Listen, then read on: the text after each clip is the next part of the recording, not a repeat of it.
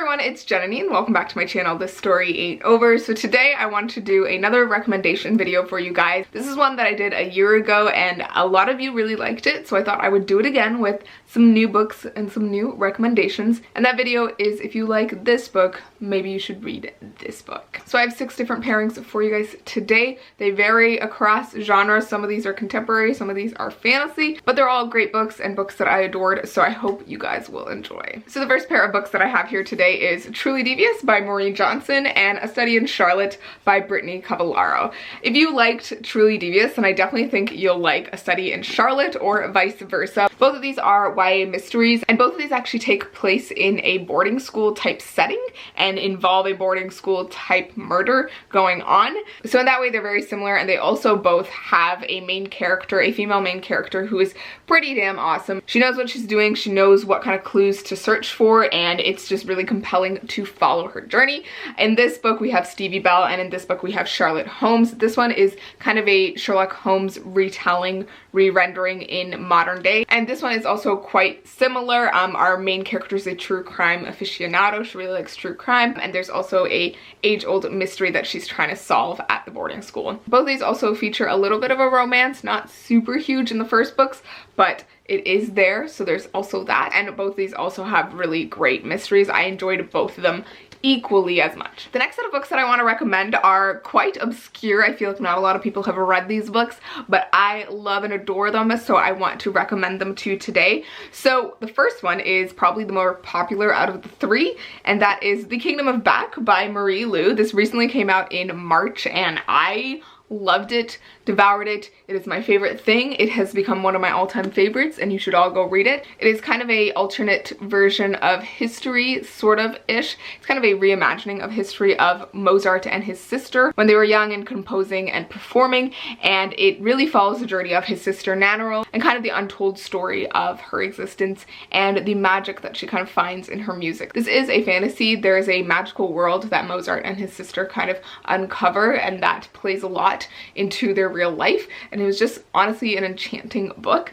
So this really reminded me of 2 different books actually, and those 2 books are Winter Song by S.J. Jones and 1,000 Nights by E.K. Johnston. So this one is a lot more obvious because this one also involves a lot of music. So The Kingdom of Back obviously follows Mozart, so he was composing, he was writing music, he was also performing, and so is his sister, the main character Nanowrimo. And in this book the main character is actually in a pretty similar situation to Nanowrimo. The main character in this book is Liesel, and her younger brother is kind of a musical prodigy, but so is Liesel, but no one really cares because she is a woman, and so her talent is kind of swept aside and ignored. But when Liesel's sister is taken by the mythical Goblin King to the underground, she goes searching for her sister and journeys into the underground to take on this Goblin King and save her sister, and ends up in a dark and mysterious romance with him. This book felt so similar to The Kingdom of Back as I was reading The Kingdom of Back. The concept is pretty similar, but also the idea of this mythical being, because there is a kind of mythical being or magical being that appears in The Kingdom of Back that has a bit of romantic inclinations towards our main character in that book, which is similar to the Goblin King in this one. So they are really, really similar, and I do think that if you enjoyed one, you will probably enjoy the other one. And then I also want to recommend 1,000 Nights by E.K. Johnston in relation to The Kingdom of Back by Marie Lu, not because it is similar in content, but because it's very similar in tone. All 3 of these books have a very similar kind of literary tone. They are following a single female main character, and they all have a bit of a feminist tinge to them. They're following these characters who are kind of slighted by history and by men and by the world, and they are telling the story of these women who are fighting on regardless. This book is a retelling of Arabian Nights, or 1,001 Nights, and it's the story of this young woman who is taken away by this king who is killing his brides every night, and so she starts telling stories to him to keep herself alive through the nights, because she keeps his interest with these stories, and he keeps her alive so he can hear the rest of the story, and it just keeps going on and on. But this character has many interesting plans for this king, and it's quite a great book. I absolutely love it. I recommend it at every turn when I can, and I do think all 3 are pretty similar, so if you liked one of them, you will probably like one of these other ones. All right, the next pairing that I have here today are both fantasies.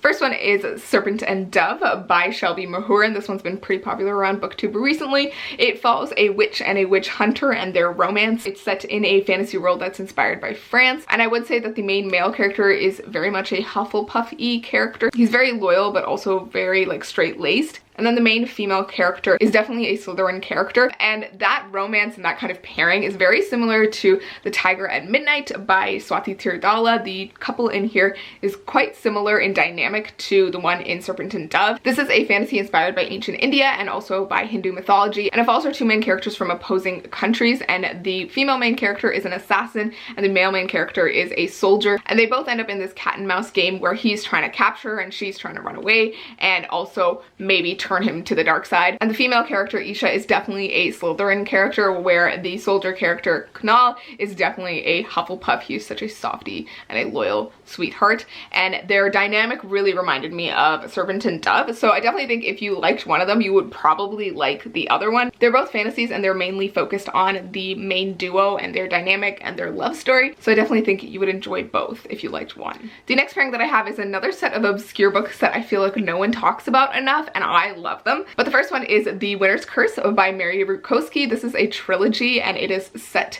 in a fantasy world, but there's not really much magic in this one. It takes place after this like imperialist country has taken over this other country, and the main character is the daughter of the general who has kind of taken over, and she is in the market one day and ends up at a slave auction and gets tricked into paying a very high price for a slave and ends up taking him home, but they end up in a weird little forbidden romance. This isn't as problematic as it sounds, but she doesn't know that he is secretly a rebel for the country that was taken over and he is plotting his revenge.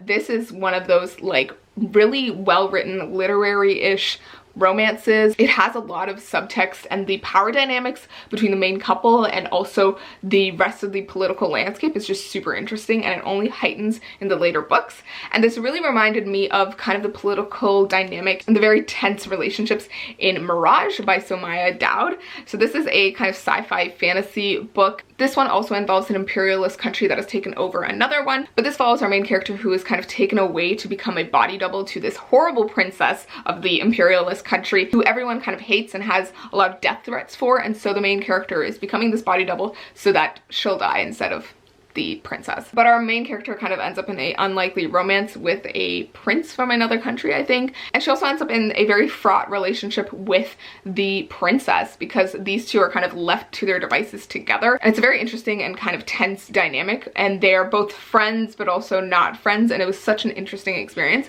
So I feel like both of these have kind of a similar setup and similar tone as well. They are both on the more literary side, and I loved reading them, and the romance in both of these is just great. So I would definitely say that these ones aren't like an exact one-to-one match, but I do feel like if you liked one, you would probably like the other one. All right, the next combination that I have is a set of contemporaries. The first one is With the Fire on High by Elizabeth Acevedo. So this book follows our main character, Mani Santiago, and she got pregnant, I think, in her 10th or 11th grade. And this actually takes place when she's in her last year of high school, and her daughter is about a year old, and she's no longer with the boyfriend who she had the baby with, but she's raising her daughter on her own with the help of her abuela, and she's kind of just being a strong, independent girl, but she's also facing a lot of the judgment from her classmates and peers. But Amani loves to cook, and she has always wanted to do something cooking related in her future, but she doesn't know if she'll be able to support herself and her daughter to pursue that dream. She thinks that she might have to forego university or college to support her daughter, and she just doesn't see how she can care for herself when she has to care for her daughter. But she ends up in a cooking class that she really likes at school, and there's a bit of a romance in this, and it's just kind of her being herself and having this coming of age moment, kind of moving into the next step of her life. And a book that kind of reminded me of this one was This Time Will Be Different by Misa Sugiura. So this follows a young Japanese American girl, and she also isn't very close with her father like Amani is. She lives with her mother and her aunt and has always had this kind of strong female presence in her life, but she's never really had the ambition that her mother has. But she loves working at the flower shop that her aunt owns that is slowly kind of dying off because it's not doing as well as it used to. but it's a flower shop that's been in her family for generations, going back to Japanese internment during the war. And so there's a little bit of activism involved in this book, but I think the thing that is similar to me between these two books is the passion that the main characters have for a very specific kind of thing. So for Imani, it's cooking, and for our main character CJ in this book, it's the flowers at her flower shop and making arrangements that make people happy and give them the confidence to go about whatever they're trying to do. Both of these also have a really, really sweet romance with kind of Hufflepuffy boys, and they're just adorable, and I loved it. And they also just have a really strong element of female empowerment and being unapologetically yourself. So I really loved both of these, and I definitely think if you liked one, you would probably like the other. All right, and the last pairing that I have for you guys today is another contemporary set, and the first one is On the Come Up by Angie Thomas. So this is Angie Thomas's follow-up book to The Hate You Give, and this follows 16-year-old Bree, who wants to be a rapper, but she comes from a family that's always kind of struggled with money, and she kind of wants to achieve this dream so she can support her family and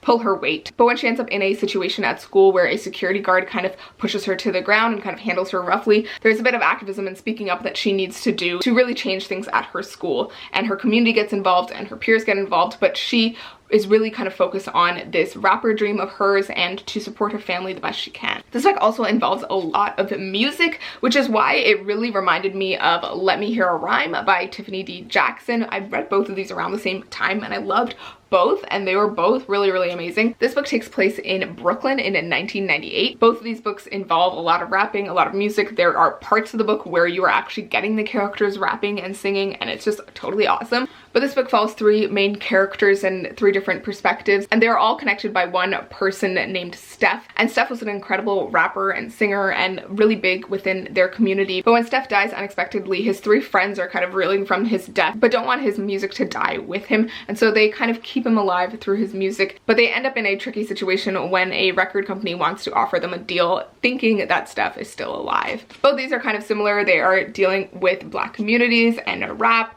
and music, and they're honestly both really, really great, and I definitely think if you liked one, you would probably like the other. This one does focus more on Bree and her own personal journey, whereas this one follows multiple characters, so you get a kind of varied experience. But I do think that they both have a great element of music that you'll probably enjoy. All right, but those are all the books that I wanted to recommend today. I really love all the books that I talked about today, so I really hope you will pick up one of them and hopefully pick up a pairing as well. I would love to know which of these books that you guys are most interested in and which ones you think you will pick up now that I've kind of compared them to something else you like. And I'd love to know what other kind of recommendation videos you guys would like to see. I'm hoping to film a lot more in the coming weeks, so please let me know what you guys are hoping to see down below. But thank you so much for watching. I will see you in my next video, and please remember that the story ain't over. Bye!